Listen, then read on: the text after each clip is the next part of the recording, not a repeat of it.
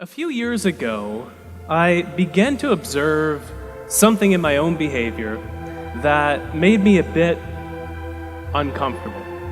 And that was that from the moment that I woke up to the morning, to the end of the day, my life was a series of screens.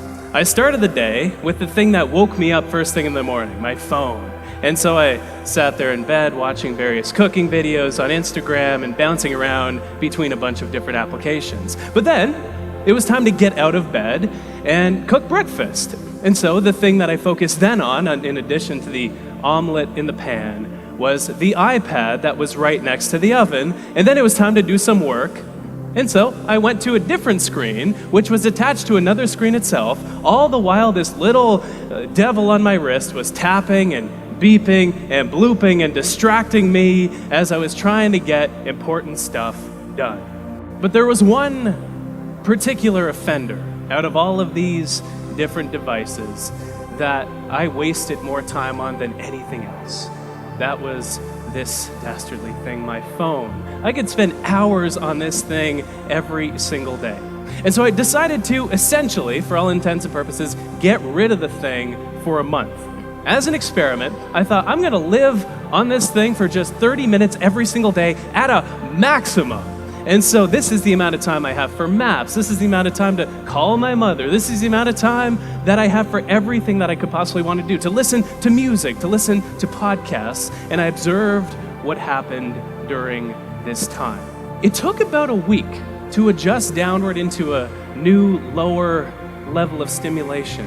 But once I did, I noticed that three curious things began to happen.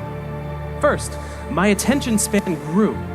It was like I could focus on things not effortlessly, but with much more ease than I could before this experiment started.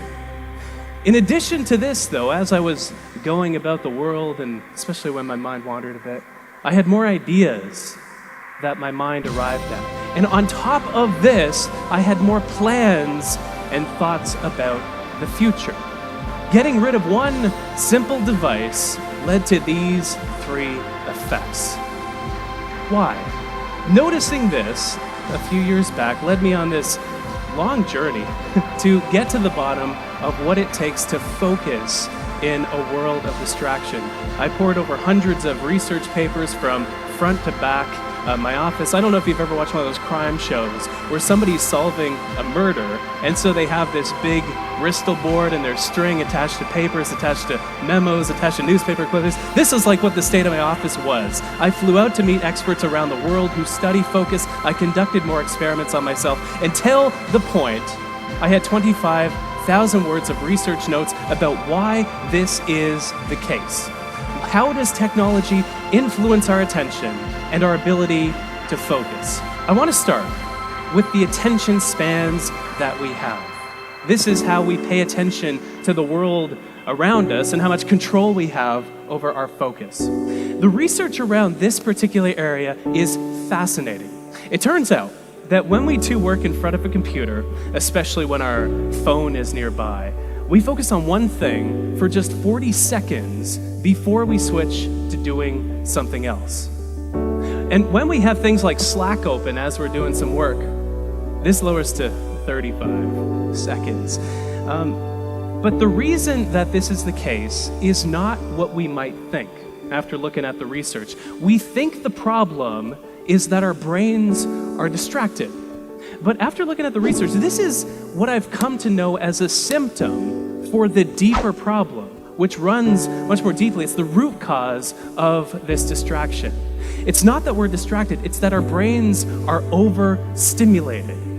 It's that we crave distraction in the first place. Our brains love these tiny little nuggets of information and social media and email and these things that we do over the course of the day. There's even a mechanism in our mind called the novelty bias, by which our mind rewards us with a hit of dopamine, one of those wonderful pleasure chemicals, the same one that we get when we eat and order a whole medium pizza from Domino's, the same one that we get when we make love. We get that same stimulation when we check Facebook. We get this dopamine coursing through our mind, and so we not only crave distraction, but our mind rewards us for seeking out and finding distraction in the first place.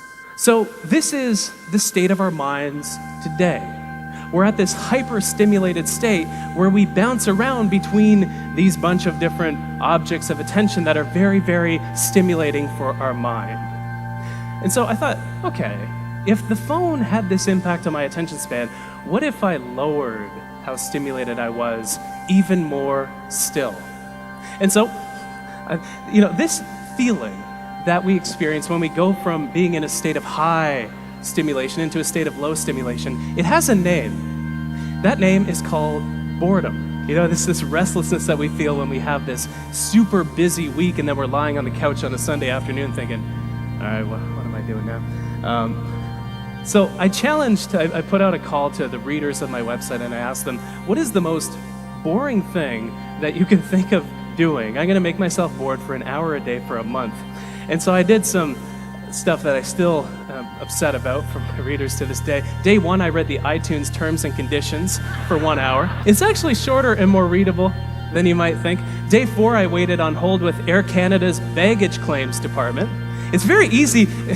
This is the trick. If you want to make yourself bored, don't call the reservations department. Call the baggage claim people, because you're going to wait for hours if you ever get through it all. Day 19, I counted all the zeros that I could in the first 10,000 digits of pi. Day 24, I watched a clock for 1 hour. And 27 other activities this month. Jeez. I still think that. But curiously, I noticed the exact same effects as I did during the smartphone experiment. It took about a week for my mind to adjust downward into a newer, lower level of stimulation. And this maps curiously on top of research that shows that it takes our mind about 8 days to fully calm down and rest, like when we're on vacation as an example. Our vacations need to be longer than they are today. But I also noticed that my attention span expanded. I was able to focus even more effortlessly because I wasn't surrounded by fewer distractions, but my mind was so much less stimulated that it did not seek the distraction in the first place. But the fun part were these ideas and plans that struck me that didn't before. And the reason that this is the case is because my mind had a chance to wander more often. There's a great quote that I love that you might be familiar with from J.R.R. Tolkien, where he says that not all those who wander are lost. And the exact same thing is true, it turns out, with regard to our focus, with regard to our attention. If you think back to when your best, most brilliant ideas strike you, you're rarely focused on something. Maybe this morning you were taking a shower, or maybe some morning in the past, and then your mind had a chance to connect several of the constellations of ideas that were swirling around in your mind to create an idea that would never have materialized otherwise if you were focused on something else, on your phone, for example.